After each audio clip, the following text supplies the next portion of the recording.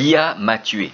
Mais non, pas Omar m'a tué, mais l'intelligence artificielle m'a tué. Alors cet argument, c'est malheureusement un argument que utilisent certaines personnes déjà à travers la perte de leur emploi, et c'est également un argument que vont malheureusement utiliser de plus en plus de personnes dans les entreprises, quels que soient les secteurs d'activité, quels que soient les postes qu'elles occupent, quelles que soient les fonctions et les niveaux hiérarchiques que nous pouvons avoir dans l'entreprise pour lesquelles nous travaillons. Et ça me fait penser en fait au slogan de la sécurité routière qui dit tous touchés, tous concernés et tous responsables. C'est cela en fait qui est en train de se jouer à travers la transformation digitale et l'intelligence artificielle. C'est la raison pour laquelle je ne suis pas du tout d'accord avec beaucoup d'experts, de consultants, de conférenciers, etc.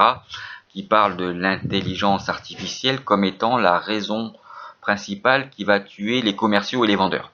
Ce qui est important, c'est que je ne suis pas forcément exactement d'accord avec eux. Et donc ce qui est important dans cette phrase, c'est le mot exactement. Pourquoi ? Parce que moi je viens du monde du CRM. En réalité, c'est une formidable opportunité pour transformer justement d'une manière positive les attitudes et les pratiques commerciales. Mais ce qu'il faut bien comprendre également, c'est que nous sommes tous concernés et quel que soit le niveau de performance que nous pouvons avoir actuellement, nous pouvons être tous victimes de l'intelligence artificielle.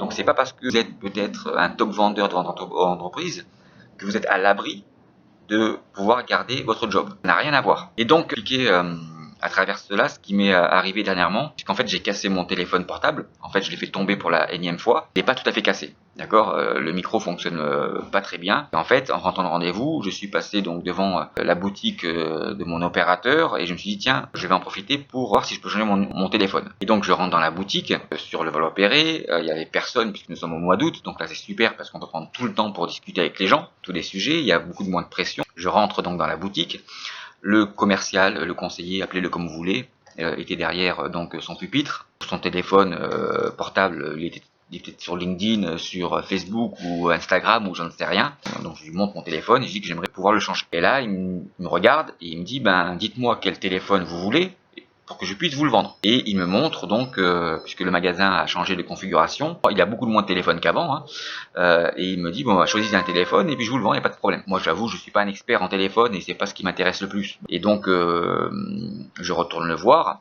Et je lui dis, mais aidez-moi au moins ou conseillez-moi sur quel téléphone je peux m'engager et voir si vous pouvez me faire donc une meilleure offre tarifaire en fonction de mon forfait et du téléphone que vous pouvez me conseiller. Mais entre-temps, il est resté lui sur son téléphone, il n'a pas pris la peine d'aller sur son CRM pour voir à travers les données dont il dispose, puisque je suis un client fidèle de cet opérateur, et quelle consommation donc je fais de mon forfait pour pouvoir me conseiller donc au mieux un téléphone. Il dit que les téléphones qu'il propose, je ne sais pas s'ils peuvent me convenir. Et en fait, c'est ça que je suis en train de vous expliquer, c'est que malheureusement, ce conseiller, ce vendeur, pendant le laps de temps qu'il a eu, déjà, premièrement, il est resté vissé sur sa chaise, derrière son téléphone portable.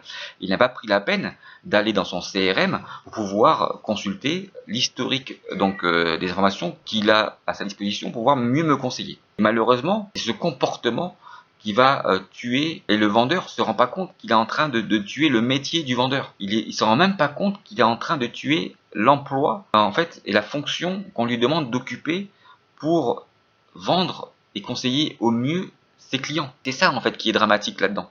Donc ce n'est pas l'IA qui va tuer les commerciaux, mais c'est plutôt le manque de connaissances donc que certains commerciaux peuvent avoir sur le fonctionnement du cycle d'achat client. Et encore une fois, moi je lui ai simplement conseillé d'avoir une autre attitude et d'utiliser les données à sa disposition pour pouvoir mieux me conseiller. Donc au final, je n'ai pas acheté de téléphone, chez lui en tous les cas.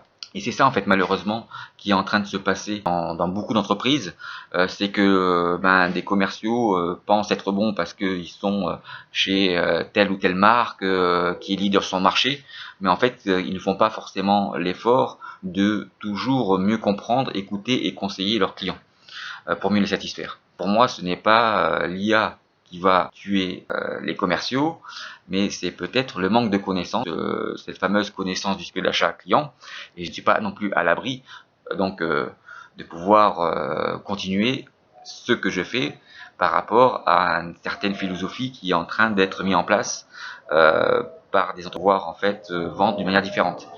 Mais c'est aussi à travers ça que je pense que la transformation commerciale est beaucoup plus profonde dans le comportement que nous pouvons avoir les uns et les autres.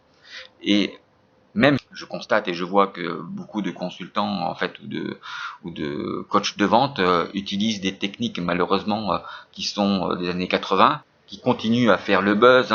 C'est toujours très facile de parler de choses que les gens connaissent et c'est rassurant. Mais c'est aussi à nous de faire attention. C'est à nous de faire attention, de surveiller de ce qui se passe, car c'est nous en fait qui participons à l'ensemble de ces transformations. En tous les cas, je vous souhaite à tous et à toutes une excellente